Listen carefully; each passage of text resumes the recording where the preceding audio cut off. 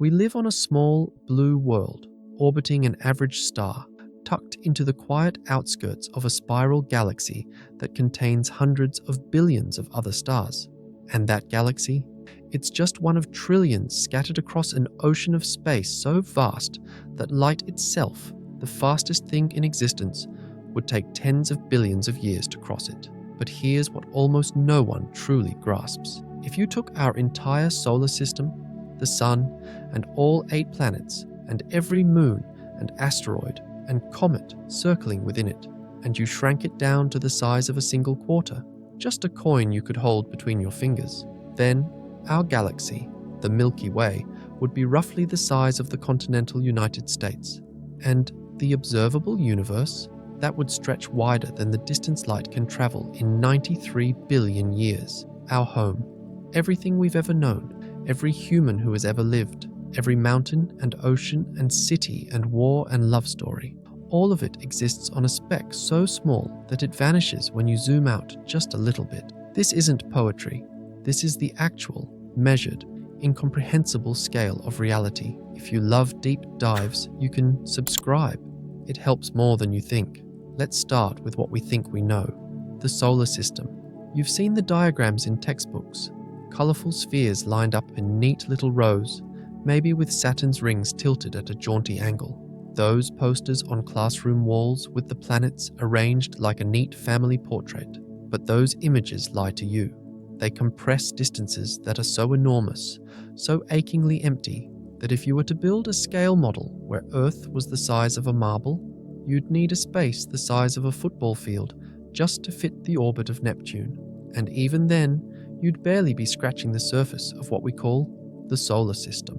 Let's begin at the center, the Sun, a seething ball of hydrogen fusing into helium, releasing enough energy every second to power human civilization for 500,000 years. It's enormous by our standard, containing 99.86% of all the mass in the solar system.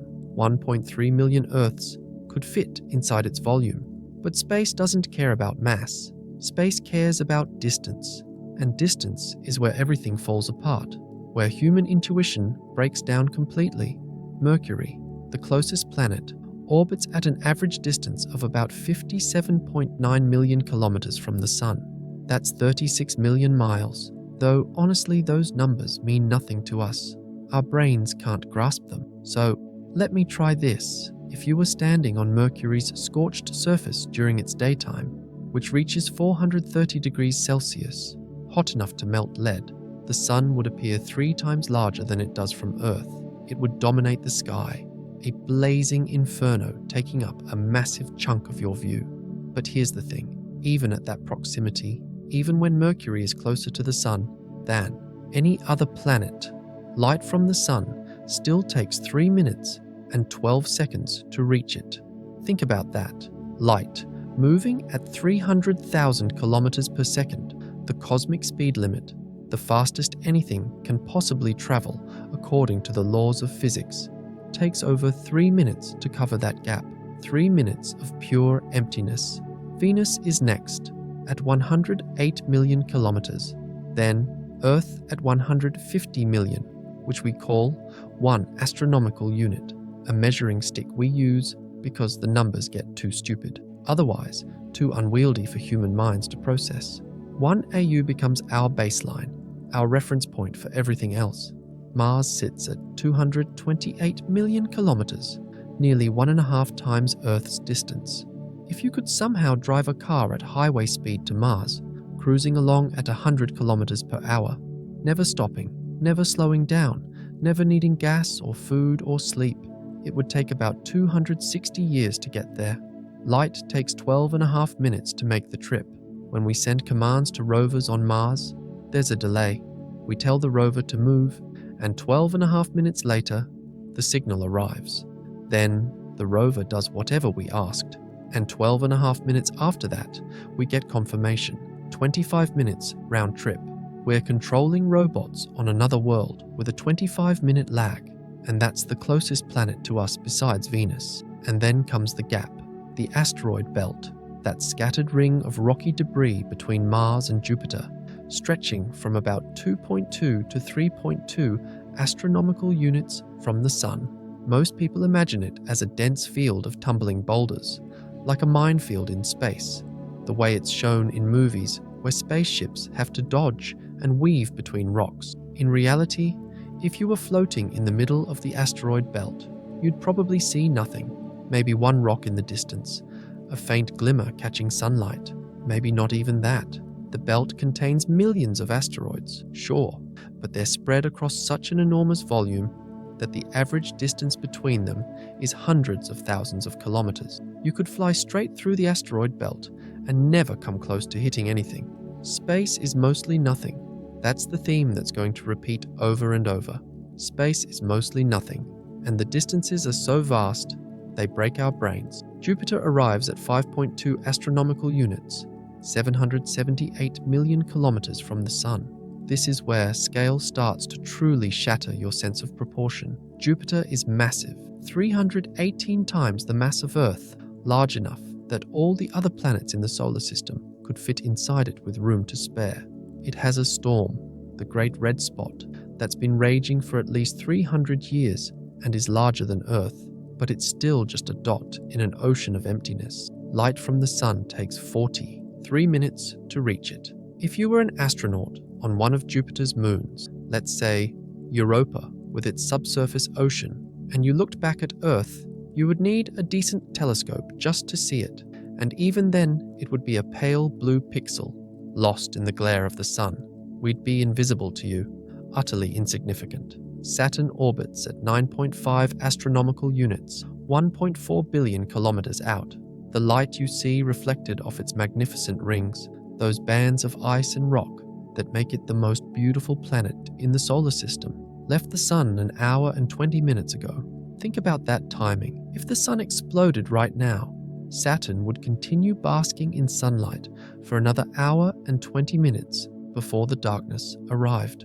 Uranus, that tilted ice giant lying on its side for reasons we still don't fully understand, sits at 19.2 astronomical units, 2.87 billion kilometers, where sunlight arrives after 2 hours and 40 minutes.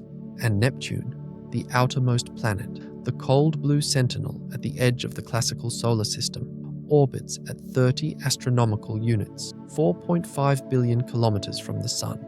Light takes 4 hours and 10 minutes to travel from the Sun to Neptune. 4 hours. When Neptune sees the Sun, it's seeing the Sun as it was 4 hours ago. The Sun could fundamentally change, and Neptune wouldn't know for hours. But here's where most people stop. They think Neptune is the edge. They imagine the solar system ends there, that beyond Neptune, there's just interstellar space, the void between stars. It's not even close. Neptune isn't the edge. It's barely the beginning of the end. Beyond Neptune lies the Kuiper Belt, a region filled with icy bodies, dwarf planets like Pluto and Eris, and Makemake and Haumea, chunks of frozen methane and water ice and rock left over from the solar system's formation 4.6 billion years ago. The Kuiper Belt extends from about 30 astronomical units out to around 55. It's wider than the entire span from the Sun to Neptune. We've barely explored it. We've sent exactly one spacecraft, New Horizons, through a tiny fraction of it. New Horizons, the fastest spacecraft ever launched by humanity at the time of its launch, took 9.5 years just to reach Pluto, traveling at 58,000 kilometers per hour. That's 16 kilometers per second. Insanely fast by human standards. Faster than anything we've ever built. A snail's pace in cosmic terms. An absolute crawl across the vastness of space. New Horizons gave us our first close-up look at Pluto in 2015, and the images were breathtaking. Heart-shaped plains of nitrogen ice, mountains made of water ice as hard as rock in those frigid temperatures, a hazy blue atmosphere. Pluto was alive in a way we never expected. Geologically active, fascinating, and it's just one object among thousands, maybe hundreds of thousands, in the Kuiper Belt. After Pluto, New Horizons continued on to Arakoth, a strange double-lobed object that looks like a snowman, and gave us our first look at a pristine remnant from the early solar system. And now, New Horizons is heading out into the dark, still transmitting data, still operational, moving at 16 kilometers per second into the void.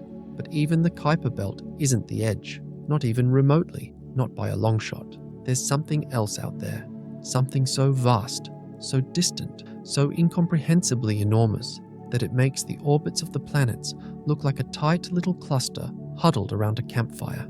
It's called the Oort Cloud, and most people have never heard of it. The Oort Cloud is a spherical shell of trillions, maybe tens of trillions, of icy objects surrounding the entire solar system like a cosmic bubble. It begins somewhere around 2,000 astronomical units from the Sun and extends outward to around 100,000 astronomical units.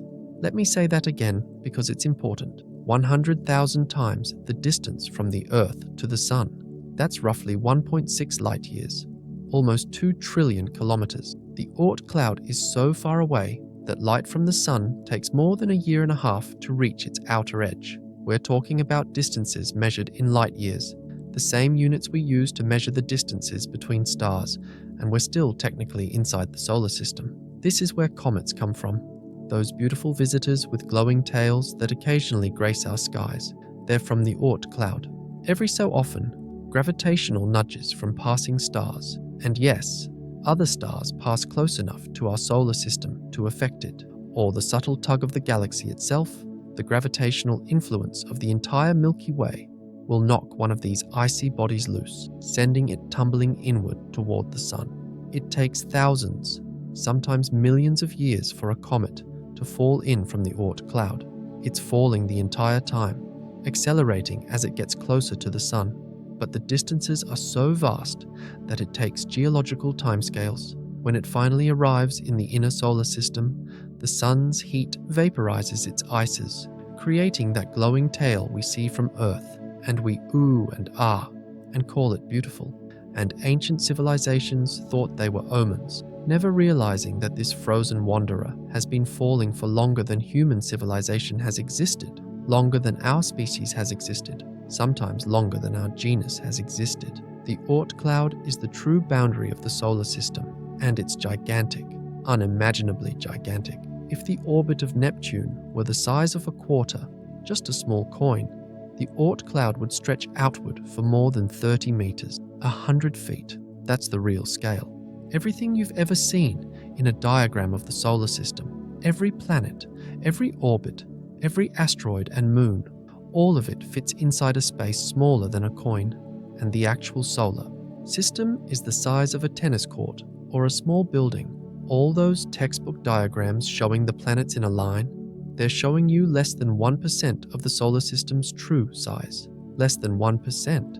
And yet, even this incomprehensible bubble of ice and rock and emptiness is nothing compared to what comes next. Voyager 1, launched in 1977, is currently the most distant human-made object in existence. As of late 2025, it's about 24.7 billion kilometers from Earth, roughly 165 astronomical units. It's been traveling for more than 48 years, moving at about 17 kilometers per second relative to the Sun. It crossed into interstellar space in August 2012, passing beyond the heliopause, the point where the solar wind from the Sun, that stream of charged particles flowing outward, finally gives way to the interstellar medium, the thin gas between the stars. Voyager 1 became the first human-made object to leave the Sun's influence and enter the space between stars. It was a monumental achievement, a milestone in human exploration, but Voyager 1 is nowhere near the Oort Cloud, nowhere close. It won't reach the inner edge of the Oort Cloud for another 300 years, 3 centuries from now, assuming it's still functioning, which it won't be. Voyager will finally encounter the first objects in the Oort Cloud, and it won't exit the outer edge for another 30,000 years. 30,000 years. That's longer than recorded human history. That's longer than we've had agriculture, longer than we've had cities, longer than we've had writing. By the time Voyager 1 exits the Oort Cloud, if humanity still exists, we'll be unrecognizable. Our civilization will have risen and fallen and risen again. We might be extinct. We might have spread across the galaxy. we might have evolved into something entirely different, and only then will Voyager 1 truly leave the solar system. At its current speed, Voyager 1 would take about 73,000 years to travel 1 light year. Let me repeat that because it's staggering. 1 light year, the distance light covers in a single year, traveling at 300,000 kilometers per second. Voyager, our fastest probe, would need 73,000 years to cover the same distance. If you sent a message to the nearest star, Proxima Centauri, at the speed of light, a radio signal or a laser beam, it would take 4.24 years to get there. Voyager 1, at its current speed, would take about 76,000 years to reach Proxima Centauri, 76 millennia. Voyager 2, its twin, crossed into interstellar space in November 2018. It's taking a slightly different path, exploring a different region of the heliosphere boundary, and it's also heading outward at about 15 kilometers per second. Both Voyagers are still operational, still sending back data, though their power is fading.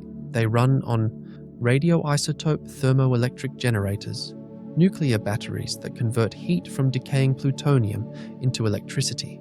But the plutonium is decaying, the heat output is dropping, and one by one, the instruments are being shut down to conserve power. By the late 2020s, maybe early 2030s, both Voyagers will go silent. They'll still be out there, still moving, still carrying their golden records with sounds and images from Earth, messages in a bottle for any civilization that might find them billions of years from now. But they'll be silent, dead, drifting through the void forever. Space is unimaginably, incomprehensibly empty. That's the thing we keep coming back to. And it's the thing most people don't really internalize. When we think of space, we think of stars and planets and galaxies, all the cool stuff, the exciting stuff. We don't think about the nothing in between. But the nothing is almost everything. The universe is mostly nothing. So, what is interstellar space exactly? It's the void between star systems, and it's not actually empty, despite what I keep saying. There's gas there, mostly hydrogen, a few helium atoms, some dust grains, molecules, trace amounts of heavier elements. The density is about 1 atom per cubic centimeter in the local interstellar medium around the Sun. 1 atom per cubic centimeter. For comparison, the air you're breathing right now contains about 10 to the 19th molecules per cubic centimeter. 10 quintillion. The densest vacuum we can create in a laboratory on Earth still contains millions of atoms per cubic centimeter. Interstellar space is emptier than anything we can artificially produce. It's essentially nothing, but it's not absolutely nothing. That 1 atom per cubic centimeter is enough to scatter starlight, creating those beautiful nebulae we see in telescope images, enough to carry magnetic fields that stretch across light years, enough to eventually collapse under its own gravity, given enough time and enough space, forming clouds that birth new stars. The interstellar medium is where stars come from.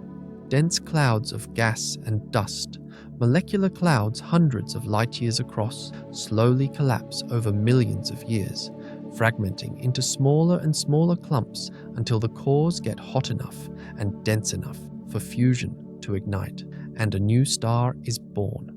Our Sun formed this way 4.6 billion years ago in a molecular cloud that no longer exists, torn apart by the stellar winds of the stars it created. If you were floating out there, between the stars, in interstellar space, you'd see almost nothing nearby.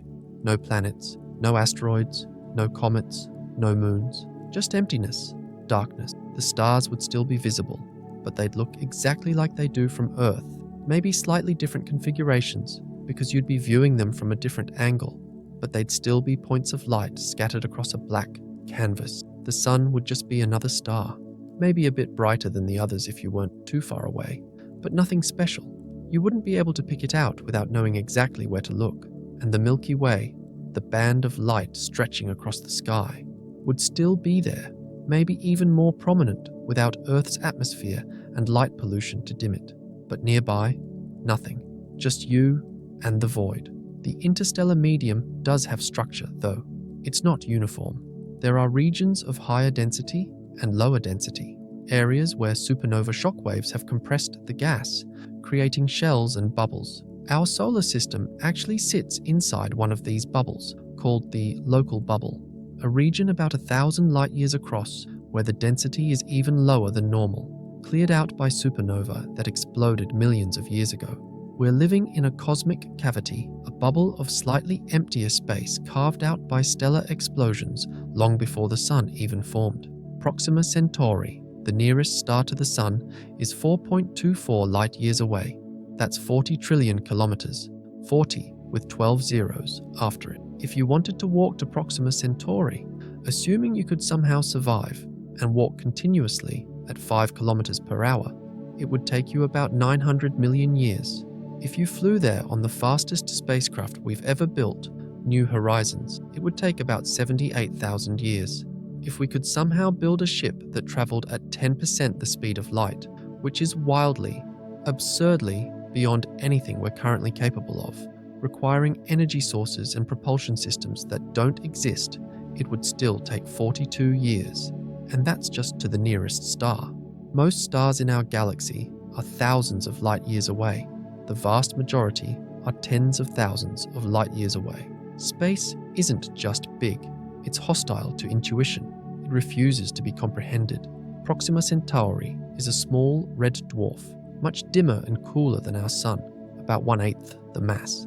It has at least 2 planets that we know of. Proxima Centauri BAE orbits in the habitable zone, the region where liquid water could exist on a planet's surface. It's slightly more massive than Earth. Could it have life? Maybe. Probably not, because Proxima Centauri is an active star, prone to violent flares that would scour the surface of any nearby planet with radiation. But maybe. We don't know. We can't know without going there or building much more powerful telescopes. Alpha Centauri A and B, the 2 brightest stars in the Alpha Centauri system, orbit each other about 4.37 light-years away, just slightly farther than Proxima. They're Sun-like stars, and Alpha Centauri A is almost identical to our Sun. If we ever send a probe to another star system, it'll probably be Alpha Centauri. There are projects, like Breakthrough Starshot, proposing to send tiny light sail probes accelerated by powerful lasers to 20% the speed of light, which could reach Alpha Centauri in about 20 years. But we're talking about probes the size of postage stamps, with no way to slow down once they get there. They'd fly past at relativistic speeds, snap some photos, and continue into the void. Still, it's something. A glimpse of another star system. A first step. Barnard's star is 6 light-years away, a red dwarf slightly closer than some of the other nearby stars. Sirius, the brightest star in Earth's night sky, is 8.6 light-years away. It's actually a binary system, 2 stars orbiting each other, one bright and one dim. Most of the stars visible to the naked eye are within a few hundred light-years, though there are exceptions. Deneb, one of the stars in the Summer Triangle, is about 2,600 light-years away and is visible because it's a supergiant, intrinsically incredibly bright. And yet, all of these stars, Proxima Centauri and Barnard's star and Sirius and Deneb, and every single one of the roughly 5,000 stars you can see with your naked eye from Earth on a perfectly dark night, all of them are part of the same structure. The Milky Way galaxy, our island in space. The Milky Way is a barred spiral galaxy, about 100,000 light-years across, maybe a bit more. Measurements vary. It contains somewhere between 100 billion and 400 billion stars, depending on who you ask and how you count them, what you consider a star versus a brown dwarf, whether you include stellar remnants like white dwarfs. Current best estimates are around 200 billion stars, but it's hard to count. We can't see most of the galaxy. We're inside it, embedded in the disk, and dust blocks our view in many directions, especially toward the galactic center. The Sun sits roughly 26,000 light-years from the galactic center, out in a minor spiral arm called the Orion Arm, sometimes called the Orion Spur, because it's really just a spur connecting 2 larger spiral arms. We're in the suburbs of the galaxy, a quiet neighborhood, not too many massive stars exploding as supernovae, not too close to the crowded, radiation-soaked galactic core where stars are packed much tighter and black holes roam, and the environment would be far more hazardous for life. Just a calm, stable place where life could have time to evolve, where planets could orbit in peace for billions of years without being disrupted. But let's talk about scale. Really drill into the numbers. 100,000 light years across. That means light, the fastest thing in existence, traveling at the cosmic speed limit of 300,000 kilometers per second, takes 100,000 years to cross from one side of the galaxy to the other. A photon leaving a star on the far edge of the Milky Way today won't reach the opposite edge until long after humanity is gone, until our entire species is either extinct or transformed into something unrecognizable, until our sun has expanded into a red giant and consumed the Earth. And the whole time that photon is traveling, it's crossing a space filled with stars. But here's the trick, the thing that breaks your brain again. Even in a galaxy, even in a structure containing hundreds of billions of stars, space is mostly empty. If you were floating somewhere in the galactic disk, far from any solar system, drifting in the interstellar medium, you'd still be surrounded by void. The nearest star might be 4 or 5 light years away, just like it is from our sun. In the denser regions near the galactic core, stars are packed closer together, maybe a light year or less between neighbors, and even that is an almost unthinkable emptiness. Imagine standing in the middle of a football field, and the nearest other person is in another state, maybe 100 miles away. That's what a densely packed region of the galaxy feels like on a human scale. Now imagine that football field is the size of a continent, and the nearest other person is in another country. That's what most of the galaxy feels like. The galactic disk is about 1,000 light years thick, with the sun sitting roughly in the middle of the disk's thickness, maybe slightly above the midplane. The disk contains most of the gas and dust, the star-forming regions, the molecular clouds, the young massive stars. Above and below the disk are the halo and the bulge. The halo is a roughly spherical region extending about 100,000 light years in all directions, containing old stars and globular clusters, those dense spherical swarms of hundreds of thousands of ancient stars that orbit the galaxy. The bulge is the central region, a roughly peanut-shaped structure about 10,000 light years across, densely packed with old stars. The Milky Way is dominated by something we can't see, dark matter. We know it's there because galaxies spin too fast. The stars on the outer edges of the Milky Way are moving at about 220 kilometers per second in their orbits around the galactic center. Based on the visible mass, the stars and gas and dust we can actually see and measure, they should be moving much slower. And if they're moving as fast as they are, they should be flung out into space, ripped away from the galaxy by centrifugal force. But they're not. Something invisible is holding them in place. We call it dark matter, and it makes up about 85% of the matter in the galaxy, maybe more. We don't know what it is. It doesn't emit light, doesn't absorb light, doesn't interact with electromagnetic radiation at all as far as we can tell. We can't see it, can't touch it, can't detect it directly with any instrument we've built. We only know it exists because of gravity, because of the way galaxies move and rotate, because of the way galaxy clusters hold together, because of gravitational lensing, where massive objects bend light from more distant objects. Dark matter is everywhere, forming a massive halo around every galaxy, providing the gravitational scaffolding that holds the universe together. And we have no idea what it's made of. Probably some kind of exotic particle that barely interacts with normal matter, but we haven't detected it yet, despite decades of searching. It's one of the biggest mysteries in physics.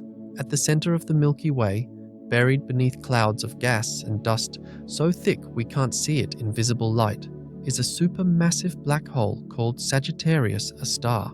We've known it was there for years from the orbits of stars zipping around the galactic center at incredible speeds, and in 2022, the Event Horizon Telescope collaboration released an image of it, showing the glowing accretion disk and the shadow of the event horizon.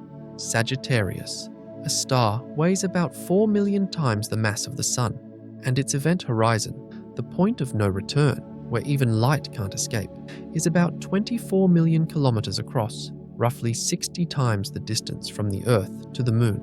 If you replace the Sun with Sagittarius A star, the event horizon would fit comfortably inside Mercury's orbit, with room to spare.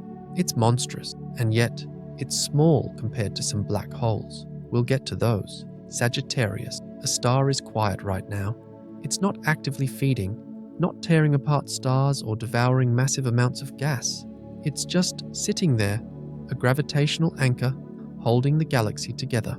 But it does occasionally snack on passing gas clouds or unlucky stars that wander too close. When that happens, the material heats up as it spirals inward, emitting X-rays and other radiation. For brief moments, the galactic center lights up. Then it fades again. The Sun orbits the galactic center once every 225 to 250 million years. That's called a galactic year or a cosmic year. The last time the Sun was in its current position in the galaxy, dinosaurs were just beginning to evolve on Earth. The time before that, the supercontinent Pangaea was forming. The time before that, complex multicellular life was just getting started in the Cambrian explosion. The Sun has orbited the galaxy roughly 20 times since it formed 4.6 billion years ago. We're on lap 21. If you took our solar system, that enormous bubble stretching out to the Oort Cloud, 1.6 light-years across, and you placed it inside the Milky Way, it would be completely invisible on any map. You couldn't see it. It's too small. The galaxy is too big. Remember that analogy. If the solar system were the size of a quarter, the Milky Way would be the size of the United States, coast to coast. A coin lost in a continent. You would need a magnifying glass and precise coordinates to find it. And the Milky Way isn't alone. It's not isolated, floating in an empty void. We're part of something called the Local Group, a collection of more than 80 galaxies, bound together by gravity, moving through space as a unit. The Local Group spans about 10 million light-years across, and it's dominated by 3 large galaxies: the Milky Way, the Andromeda Galaxy, and the Triangulum Galaxy. Andromeda is the nearest large galaxy, about 2.5 million light-years away. It's bigger than the Milky Way, roughly 220,000 light-years across, containing around 1 trillion stars, maybe more. On a clear, dark night, far from city lights, you can see Andromeda with the naked eye. It looks like a faint smudge, an elongated fuzzy patch in the constellation Andromeda. It's the most distant object visible to the unaided human eye. The light you're seeing left Andromeda 2.5 million years ago, back when Homo habilis, one of our early ancestors, was using stone tools in Africa. That light has been traveling through space for all that time, crossing the void, and it's finally hitting your retina. You're looking back in time. Andromeda is heading toward us. The 2 galaxies are on a collision course, moving toward each other at about 110 kilometers per second. In about 4.5 billion years, they'll collide. But don't worry, when galaxies collide, stars almost never hit each other. The distances between stars are so vast that they'll mostly just pass through each other like ghosts. There will be gravitational interactions, stars flung out into intergalactic space, gas clouds colliding and triggering bursts of star formation. But individual stellar collisions are incredibly rare. The 2 galaxies will merge into a single, larger elliptical galaxy that astronomers have jokingly named Milkomeda. By that time, the Sun will be nearing the end of its life, swelling into a red giant, and Earth will be long dead, either swallowed by the expanding Sun or baked into a lifeless, airless cinder, its oceans boiled away, its atmosphere stripped. The Triangulum Galaxy is smaller, about 60,000 light-years across, roughly 3 million light-years away. It contains about 40 billion stars, making it the 3rd largest galaxy in the Local Group. It's a beautiful face-on spiral, and through a telescope, you can see its spiral arms traced out by bright blue stars and pinkish star-forming regions. And then there are the dwarf galaxies, dozens of them orbiting the Milky Way, and Andromeda, like moons orbiting a planet. The large and small Magellanic Clouds, visible from the southern hemisphere, are 2 irregular dwarf galaxies in orbit around the Milky Way. The large Magellanic Cloud is about 160,000 light-years away and contains roughly 30 billion stars. The small Magellanic Cloud is about 200,000 light-years away, with maybe 3 billion stars. They're being torn apart by tidal forces from the Milky Way, leaving streams of gas called the Magellanic Stream trailing behind them. There are others too: Sculptor, Fornax, Leo 1, Draco, Ursa Minor, barely noticeable smudges of stars, some containing only a few 100,000 stars, gravitationally bound to our galaxy, slowly being consumed. The Milky Way is a cannibal. It's eaten dozens of smaller galaxies over its history, and it'll eat more. The Sagittarius Dwarf Elliptical Galaxy is currently being torn apart as we speak, shredded by the Milky Way's gravity, its stars absorbed into the galactic halo. This is how large galaxies grow. They eat their neighbors. The local group is bound together by gravity, but it's also embedded in something much larger, a supercluster, and not just any supercluster. Our supercluster, Laniakea. That's the name we've given to the supercluster we live in. The word means immeasurable heaven in Hawaiian, and it's fitting because the scale is almost incomprehensible. Laniakea is 520 million light-years across. It contains roughly 100,000 galaxies, with a total mass of about 100 quadrillion times the mass of the Sun.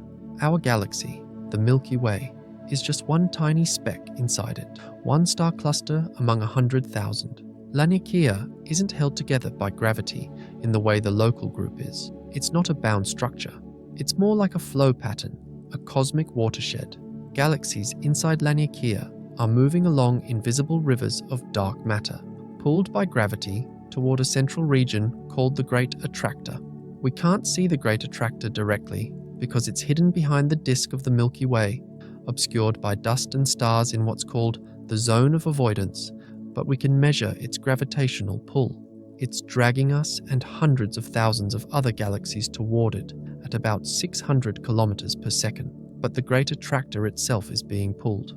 There's something even larger out there, a massive concentration of mass called the Shapley Supercluster, one of the most massive structures in the observable universe, and it's tugging on Laniakea, pulling the Great Attractor and everything around it, even farther across space. We discovered Laniakea in 2014 by mapping the motions of galaxies, tracking their velocities, figuring out which direction they're moving. By tracing these flows backward, astronomers realized that our galaxy is part of a much larger structure than anyone thought, a supercluster spanning 500 million light-years. The borders of Laniakea aren't walls, they're boundaries where the flow changes direction, where galaxies start moving toward a different attractor. It's like a watershed on Earth. Rain falling on one side of a mountain ridge flows into one river system, and rain on the other side flows into a different system. Galaxies do the same thing, except instead of water and rivers, it's dark matter and gravity. This is the cosmic web, the large-scale structure of the universe. This is the scaffolding everything is built on. If you could step outside the universe and look at it from a distance, if you could zoom out far enough to see the whole thing at once, you'd see something astonishing. Galaxies aren't scattered randomly. They're not sprinkled evenly through space like stars in the night sky. They're organized into vast filaments and sheets, like a three-dimensional spiderweb stretching across the cosmos. These filaments are made of dark matter and gas, invisible strands hundreds of millions of light-years long, and galaxies form along them like dewdrops on silk, like beads on a string. Where filaments intersect, you get nodes, enormous tangles of dark matter, where galaxy clusters and superclusters form, thousands of galaxies piled together. And between the filaments, there are voids, gigantic empty regions where almost nothing exists. This structure exists because of dark matter and the way gravity works. This structure exists because of dark matter and the way gravity works over cosmic timescales. In the moments after the Big Bang, the universe was almost perfectly smooth, almost perfectly uniform. But there were tiny fluctuations, quantum variations in density that got imprinted on the fabric of space itself during inflation, that brief moment of exponential expansion in the first fraction of a second. Some regions were slightly denser than others, just barely. We're talking differences of 1 part in 100,000, but that was enough. Gravity amplifies tiny differences. Denser regions attract more matter. As they grow denser, they attract even more matter. Over hundreds of millions of years, these slight overdensities pulled in surrounding material, dark matter and gas, growing into filaments and nodes while the underdense regions emptied out, forming voids. The dark matter formed the scaffolding first because it doesn't interact with radiation, doesn't feel the pressure of photons pushing against it. It just responded to gravity, collapsing into a web-shaped structure. Then normal matter, hydrogen and helium gas, fell into the dark matter wells, following the gravitational potential, collecting along the filaments. And where the gas got dense enough, it fragmented and collapsed and formed stars. Galaxies lit up along the cosmic web like cities along highways, like lights on a Christmas tree, revealing the underlying structure. The Boots Void is one of the largest known. It's roughly 330 million light-years across, and it contains only about 60 galaxies. That might sound like a lot, but a region of space that size should contain thousands of galaxies, maybe tens of thousands, depending on the average density. The Bootes Void is almost completely empty. If you lived in a galaxy in the center of the Bootes Void, which is unlikely because there are so few galaxies there, and you looked up at the night sky, you'd see almost nothing. A handful of stars from your own galaxy, that familiar band of light across the sky from your galactic disk, and beyond that, darkness. No Milky Way equivalent smeared across the heavens, no neighboring galaxies, no Andromeda to look forward to colliding with in a few billion years. Just black, empty, lonely. It would take hundreds of millions of years for light from the nearest galaxies on the edges of the void to reach you. The Eridanus supervoid is even larger, about 1 billion light-years across. It's a cold spot in the cosmic microwave background, a faint echo of the Big Bang that fills the entire sky, and we don't fully understand why it's there.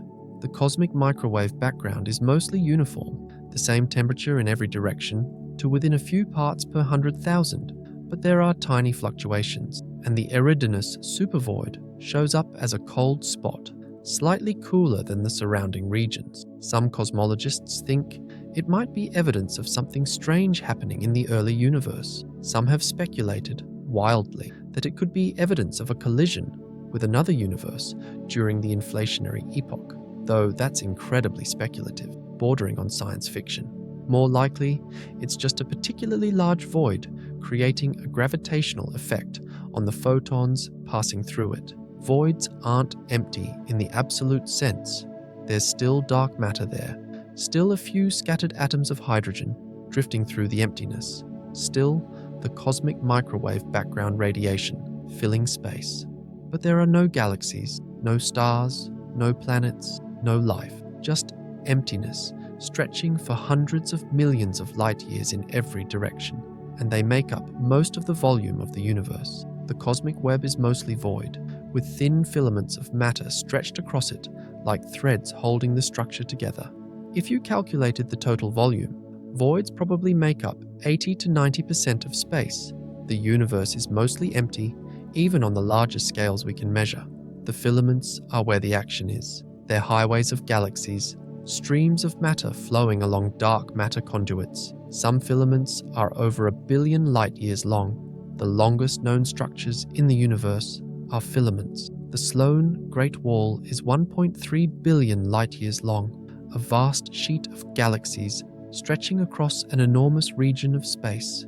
The Hercules Corona Borealis Great Wall, which we'll talk about more in a minute, might be even larger, 10 billion light-years across, though there's debate about whether it's a single coherent structure or just a statistical fluctuation that looks like a structure from our vantage point. Galaxy clusters sit at the nodes where filaments meet. The Virgo cluster, about 54 million light-years away, contains about 1,500 galaxies packed into a region about 15 million light-years across. It's the nearest major galaxy cluster to us, and we're actually on the outskirts of it, loosely associated with it as part of the Virgo supercluster, though Laniakea is the more accurate supercluster definition based on galaxy flows. The Coma cluster is farther away, about 300 million light-years, and contains over 1,000 galaxies. These clusters are held together by enormous amounts of dark matter, far more mass than you'd get from adding up all the visible galaxies. And then there are the superclusters, like Laniakea, collections of galaxy clusters and groups spanning hundreds of millions of light years. The Shapley supercluster I mentioned earlier is one of the most massive known, containing over 8,000 galaxies and weighing more than 10,000 trillion times the mass of the Sun. It's about 650 million light-years away, and its gravitational pull is so strong that it's affecting the motion of galaxies across a huge region of space, including ours. But even superclusters aren't the largest structures. The cosmic web itself, the entire network of filaments and voids and nodes, is the largest structure. It's the architecture of the universe, the pattern that everything is built on, and it extends as far as we can see, out to the edges of the observable universe. The observable universe. Let's talk about that. That's everything we can possibly see. Everything light has had time to reach us from since the Big Bang. The observable universe is about 93 billion light-years across, not 93 million, not 93 trillion, 93 billion light-years. That's the diameter. The radius is about 46.5 billion light-years in every direction from Earth. Now you might be thinking, wait a minute, the universe is only 13.8 billion years old. How can we see objects that are 46.5 billion light-years away? Light's only had 13.8 billion years to travel. Shouldn't the observable universe be, at most, 27.6 billion light-years across? That's a good question, and the answer is expansion. The universe has been expanding the whole time. Space itself has been stretching, carrying distant galaxies away from us and carrying us away from them. This isn't galaxies moving through space. This is space itself expanding, growing, stretching like the surface of a balloon being inflated. And there's no speed limit on the expansion of space. Galaxies can be carried apart by expansion faster than the speed of light. That's allowed. The speed of light limit only applies to objects moving through space, not to space itself expanding. So, when we look at the most distant galaxies, we're seeing light that's been traveling for 13.8 billion years, almost the entire age of the universe. But during that time, those galaxies have been carried farther away by expansion. They emitted the light we're seeing now when they were much closer, maybe a few billion light-years away, but they've since been carried out to 46.5 billion light-years by the expansion of space. That's why the observable universe is 93 billion light-years across instead of 20, 7.6, and it contains roughly 2 trillion galaxies. 2 trillion. That number was revised upward in recent years as better telescopes revealed more distant, fainter galaxies than we'd seen before. The James Webb Space Telescope is finding galaxies from the very early universe, galaxies that formed just a few 100 million years after the Big Bang, and it's showing us that galaxy formation started earlier and happened faster than we thought. Each one of those 2 trillion galaxies contains billions or hundreds of billions of stars. If you do the math conservatively, that's somewhere between 10 to the 22nd and 10 to the 24th stars in the observable universe. That's a 1 followed by 22 to 24 zeros. Written out, it's somewhere between 10 sextillion and 1 septillion stars. More stars than grains of sand on all the beaches on Earth, which is a comparison that gets used a lot, but is actually true. Estimates for the number of grains of sand on Earth are around 7.5 times 10 to the 18th, and the number of stars is at least 1,000 times that. More stars than seconds have passed since the Big Bang. If you tried to count them, 1 per second, never stopping, never sleeping, you would need hundreds of trillions of years, far longer than the current age of the universe. And every one of those stars is a sun. Every one of them is a nuclear furnace fusing hydrogen into helium, releasing energy, shining light into the cosmos. Many of them have planets. Current estimates suggest there are more planets than stars, maybe 1 to 2 planets per star on average, which means there are trillions of planets in the observable universe. Trillions. Some of those planets are in the habitable zone, the region around a star where temperatures are right for liquid water to exist on the surface.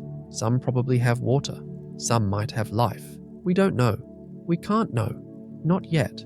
Most of those galaxies are so far away that we'll never be able to visit them, never be able to send a signal that reaches them, because the expansion of space is carrying them away faster than light can travel.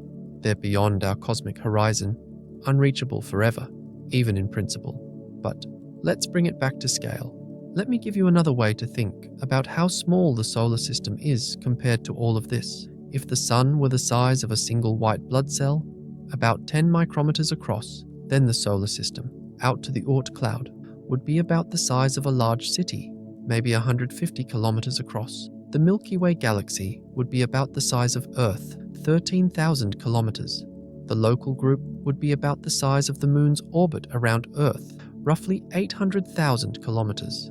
Laniakea would be about the size of Neptune's orbit around the Sun, and the observable universe would stretch across a sphere larger than the orbit of Mars, maybe 200 million kilometers across. Or try this. If you shrunk the solar system down so that the distance from the Sun to Neptune, 30 astronomical units, was 1 millimeter, the width of a grain of sand, then the distance to Proxima Centauri would be about 7 centimeters. The Milky Way galaxy would be about 33 meters across, the size of a large house or a small office building. The local group would be about 3.3 kilometers, a couple of miles. Laniakea would stretch 17,000 kilometers, larger than the diameter of Earth, and the observable universe would be 3 million kilometers across, about 8 times the distance from the Earth to the Moon.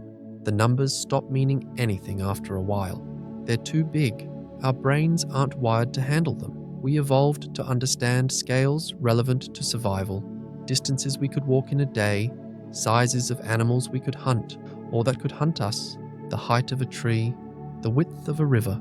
We didn't evolve to understand light years and galaxy clusters and cosmic voids, so the numbers just wash over us. They become meaningless, but we can still talk about monsters, objects so large, so impossibly immense that even on a cosmic scale, even when you're already talking about galaxies and superclusters, they stand out as absurd, as defying comprehension. Start with stars. Our sun is a medium-sized yellow dwarf, about 1.4 million kilometers across. You could fit 109 Earths side by side across the sun's diameter, or 1.3 million Earths inside its volume. It's enormous by our standard, but the sun is tiny compared to the true giants. Betelgeuse, the red supergiant in Orion, one of the brightest stars in the night sky, is about 700 times the radius of the sun. If you placed Betelgeuse at the center of our solar system, its surface would extend past the orbit of Mars. Earth, Venus, Mercury, the asteroid belt, all of it would be inside the star, swallowed whole. But Betelgeuse isn't even close to the largest. UY Scuti, a red hypergiant, is one of the largest known stars. Its radius is roughly 1,700 times that of the Sun, though the exact number is uncertain because these stars don't have well-defined surfaces. They're so large and their outer layers so diffuse that they sort of fade into space. If you placed UY Scuti at the center of our solar system, its surface would extend past the orbit of Jupiter, the Sun, Earth, Venus, Mercury, Mars, the asteroid belt, Jupiter itself. All of it would be inside the star. It would take light about 7 hours to travel from one side of UY Scuti to the other. 7 hours. The Sun is tiny compared to this. Stevenson, 218 is possibly even larger, maybe 2,150 times the radius of the Sun, though again, measurements are difficult and uncertain. If you put Stevenson 218 at the center of the solar system, it would extend out to around the orbit of Saturn. Everything inside that orbit would be vaporized, consumed by the star. But here's the thing. These stars are rare, incredibly rare. There are probably only a few dozen stars this large in the entire Milky Way galaxy out of 200 billion stars. They're short-lived too. Stars this massive burn through their fuel incredibly quickly, living only a few million years before exploding as supernovae. The Sun will live for about 10 billion years total. 5 billion down, 5 billion to go. UY Scuti and Stephenson. 218 will be dead long before the Sun even starts to expand into a red giant. They're cosmic mayflies, burning bright and dying young.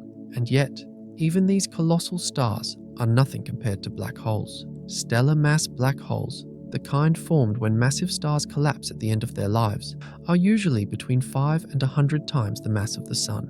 Their event horizons are small, maybe a few kilometers to a few hundred kilometers across, but supermassive black holes, the kind that lurk at the centers of galaxies, are different beasts entirely. Sagittarius, a star at the center of the Milky Way, weighs 4 million solar masses.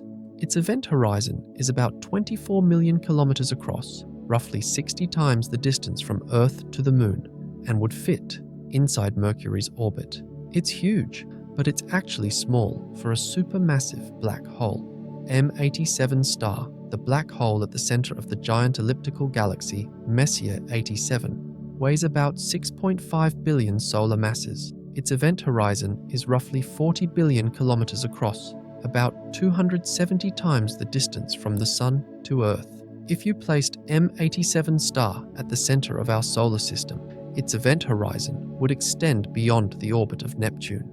The entire solar system would fit inside this black hole's point of no return. This is the black hole that the Event Horizon Telescope imaged in 2019, showing the glowing accretion disk and the shadow of the event horizon, the first direct image of a black hole ever captured. But even M87 star isn't the largest. TON 618 is a supermassive black hole powering a quasar in a distant galaxy about 10.4 billion light-years away. It weighs 66 billion times the mass of the Sun, 66 billion. Its event horizon is about 2,600 astronomical units across, roughly 260 billion kilometers. That's 87 times the distance from the Sun to Neptune. If you placed TON 618 at the center of our solar system, its event horizon would extend far beyond the Kuiper Belt, swallowing Pluto and every distant icy body we've ever discovered, reaching well into the inner Oort Cloud. The entire classical solar system, everything out to and including Neptune, would be a tiny speck inside this monster's gravitational prison. And TON 618 isn't even the largest. Phoenix A, another supermassive black hole, might weigh 100 billion solar masses or more, though measurements are uncertain. These objects are so massive, so dense, that they warp spacetime into impossible shapes, bending light and time and space itself, creating gravitational wells so deep that not even the universe's speed limit can escape once you cross the boundary. How do black holes get this big? We're not entirely sure. They probably started as smaller black holes that formed in the early universe, and they've been feeding ever since, consuming gas and stars and other black holes, growing over billions of years. Quasars, which are supermassive black holes actively feeding on enormous amounts of material, can shine brighter than entire galaxies, outshining 100 billion stars with the light from matter spiraling into a black hole. They're the brightest objects in the universe, and they were common in the early universe when there was more gas available to feed them. But it's not just individual objects. The universe has structures that dwarf everything we've talked about. Galaxy clusters are huge. The Coma cluster, about 300 million light-years away, contains over 1,000 galaxies spread across about 20 million light-years. But that's nothing. The Shapley supercluster contains over 8,000 galaxies across 650 million light-years. The Sloan Great Wall is a vast sheet of galaxies, 1.3 billion light-years long, containing hundreds of thousands of galaxies. And then there's the Hercules Corona Borealis Great Wall. This is the largest known structure in the universe. It's a massive filament or sheet of galaxies, roughly 10 billion light-years across. 10 billion light-years. Light takes 10 billion years to cross it. That's almost as old as the universe itself, 3/4 of the age of the universe. If you were traveling at the speed of light, the fastest anything can possibly go, you'd have to start your journey when the universe was only 3.8 billion years old,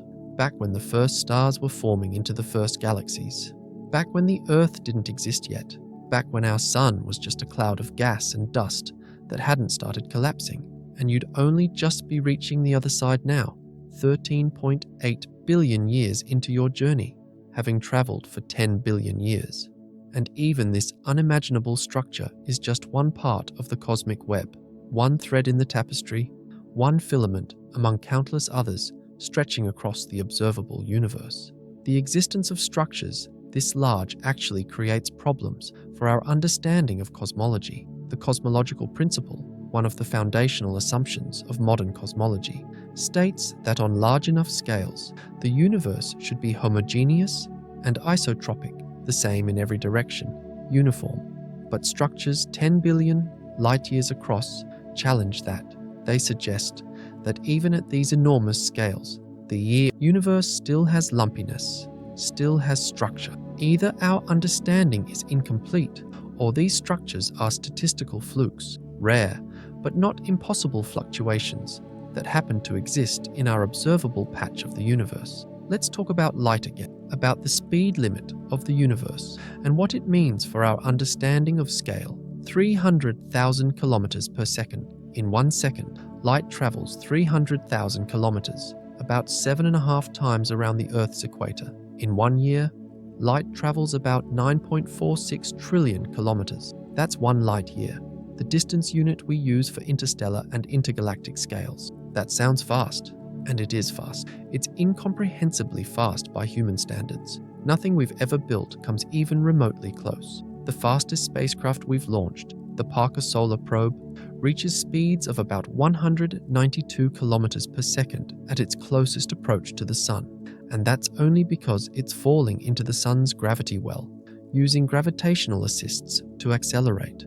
Even at that speed, Parker Solar Probe is moving at less than 0.1% the speed of light. But on cosmic scales, light is slow, agonizingly, frustratingly slow. When you look at the Moon, you're seeing it as it was 1.3 seconds ago. The Moon is 1.3 light seconds away. That's how long it takes light to travel from the Moon to your eyes.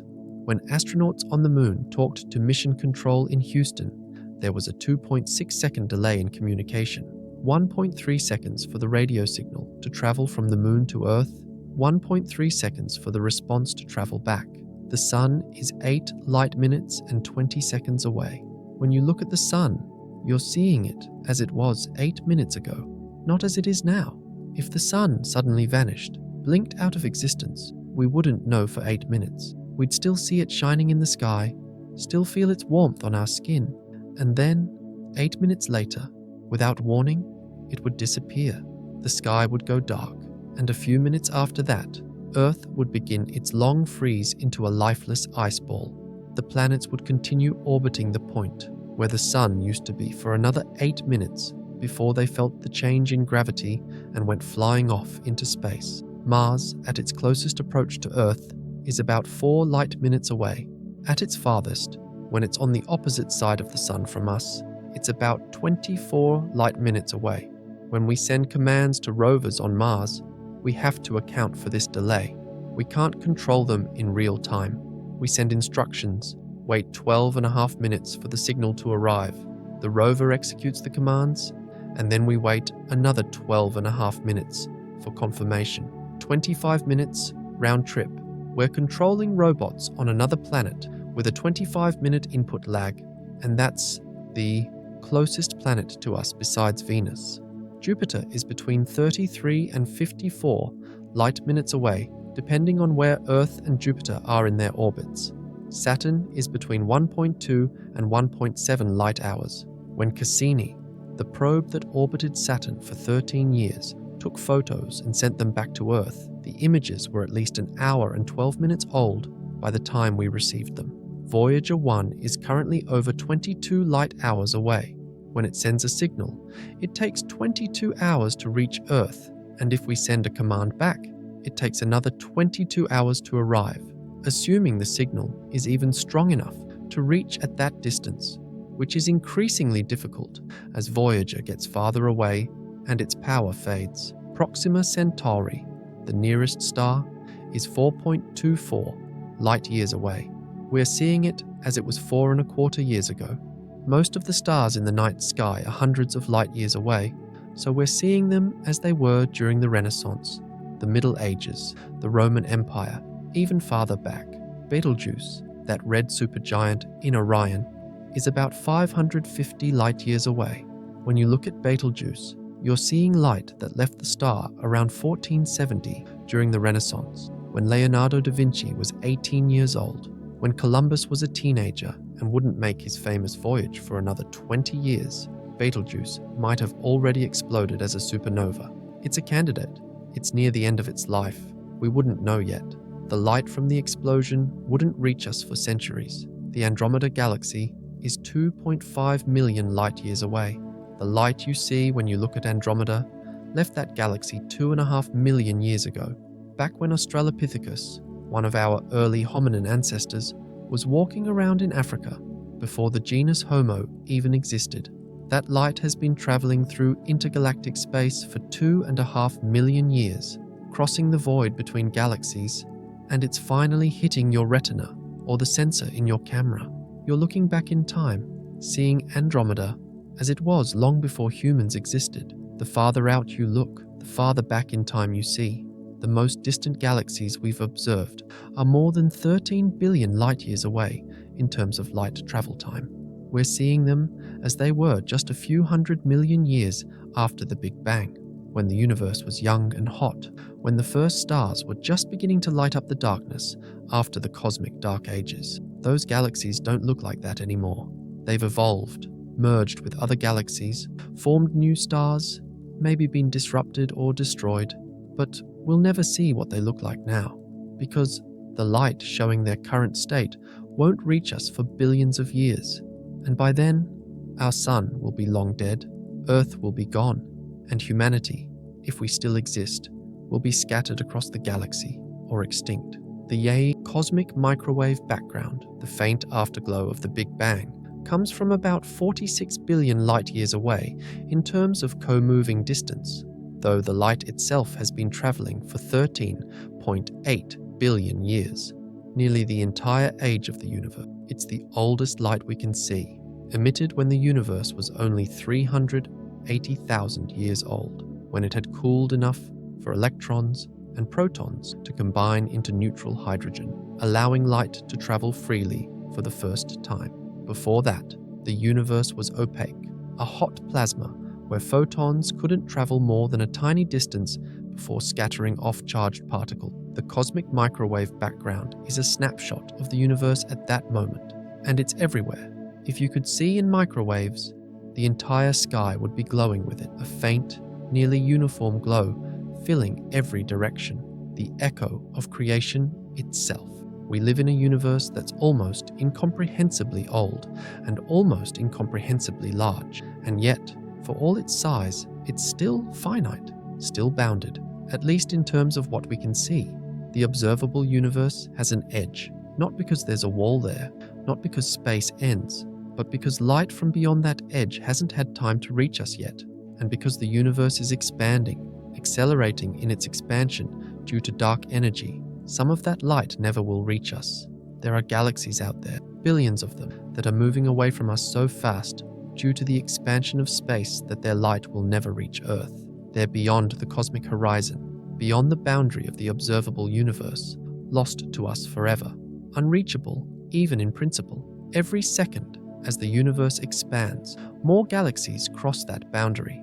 More light becomes unreachable. The observable universe is actually shrinking in a sense, not in diameter, but in the number of galaxies we could theoretically reach or communicate with. Eventually, trillions of years from now, if the expansion continues accelerating, galaxies outside our local group will have been carried so far away that they'll disappear from view, redshifted into invisibility. Future civilizations, if they arise, will look up at a dark sky and see only their own galaxy and maybe a few close companions. They won't see the cosmic web.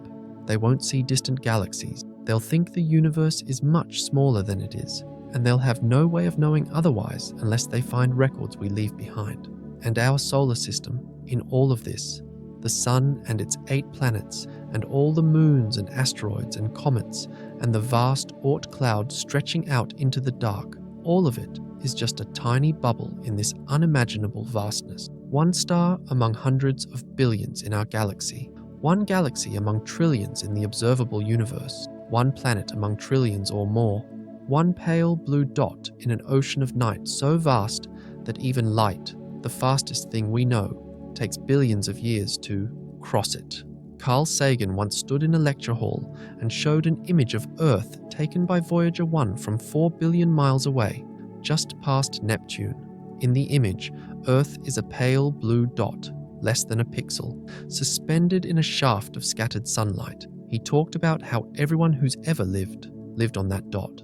Every human being, every king and peasant, every hero and villain, every saint and sinner, every mother and father, every hopeful child, every inventor and explorer, every creator and destroyer of civilizations, every war fought over a patch of dirt, every empire risen and fallen, every triumph and tragedy, all of it happened on that pale blue dot suspended in a sunbeam. He was right, but even that doesn't fully capture it. Earth isn't just a mote of dust, a pale blue dot. In the context of the universe, in the full scope of cosmic scale, Earth is smaller than a mote. It's an atom on a mote of dust. An electron in an atom on a mote of dust, lost in a sunbeam so vast that the sunbeam itself is invisible, a rounding error in the calculations of the cosmos. If you could take all of human history, every empire that ever rose, every war ever fought, every discovery ever made, every piece of art ever created, every person who ever lived and loved and died, and you compressed it all into a single point and placed it on a map of the universe, you wouldn't be able to find it. You couldn't zoom in far enough. It would be too small to see, too insignificant to register, lost in the noise of trillions of galaxies and septillions of stars, and a cosmic web stretching 93 billion light-years across. And yet, for all that, here we are, conscious, aware, thinking, wondering, able to look up at the sky and ask questions, able to build telescopes and spacecraft, able to measure distances in light years and map the cosmic web and understand, even a little bit, the structure of reality. We're made of atoms forged in the cores of dying stars, cooked in nuclear furnaces over millions of years, scattered across space by supernova explosions, drifting through the interstellar medium for billions of years, eventually drawn together by gravity into molecular clouds that collapsed into new stars and planets. We're stardust. Literally, the iron in our blood, the calcium in our bones, the oxygen we breathe, the carbon that makes up most of our bodies, all of it was created inside stars and ejected into space when those stars died. We're the universe looking at itself. We're a way for the cosmos to know its own name, to measure its own size, to contemplate its own existence. There's no grand moral to this, no lesson, no point, no purpose. The universe doesn't care about us. It's not designed for us, not built to accommodate us, not even particularly hospitable to us. We exist on a razor-thin shell around one rocky planet where the temperature and pressure and chemistry happen to be right for liquid water and organic molecules. Step off that shell, go too high or too deep or too far in any direction, and we die almost instantly. The universe is indifferent to our existence, perhaps even hostile in its sheer inhospitability. Space will kill you in seconds. Most planets are lifeless, most stars have no habitable worlds, most of the universe is empty void, or deadly radiation, or crushing gravity, or temperatures so extreme that matter as we know it can't exist. But despite that, or maybe because of it, we're here. We survived. We evolved. We developed consciousness and language and technology. We looked up at the stars and wondered what they were. And instead of just wondering, we figured it out. We built machines that could measure starlight, split it into spectra, determine what stars are made of. We launched probes that visited other worlds, sent back pictures of alien landscapes, showed us moons and rings and storms and ice. We built telescopes that could see across billions of light years, capturing light from galaxies so distant that the universe was young when that light began its journey. We mapped the cosmic web, traced the flows of dark matter, measured the expansion of the universe, figured out its age and size and composition. We are tiny, unimaginably, incomprehensibly tiny, a species of jumped-up primates on a small rock orbiting an average star in the suburbs of an ordinary galaxy. We've existed for maybe 300,000 years as a species. Civilization is maybe 10,000 years old. Modern science is a few hundred years old. In cosmic terms, we're newborns. We're less than newborns. We're a flash, a spark, a brief flicker of consciousness in the dark. And yet, we can understand this. We can look at the universe and comprehend, at least partially, how big it is, how old it is, how it works. We can grasp, even if we can't truly feel, the scale of space and time. We can know that our solar system is a quarter in a continent, a grain of sand on an endless beach, a pixel in a cosmic photograph. We can know that there are more stars than seconds in the universe's history, more galaxies than we could ever visit, more space than we could ever hope to explore.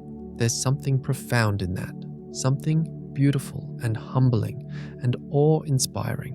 We're insignificant, yes, but we're insignificant things that can understand our own insignificance. We're tiny, but we're tiny things that can measure the vast. We're brief, but we're brief things that can contemplate the eternal. We're isolated on this one small world, but we've sent machines to other worlds, and we dream of going ourselves someday. The universe is vast beyond comprehension. The solar system is invisibly small within it, and somewhere in that vast darkness, on that invisible speck, on the surface of a pale blue dot, we exist. We look up, we wonder, and somehow, against all odds, we understand just enough to be amazed.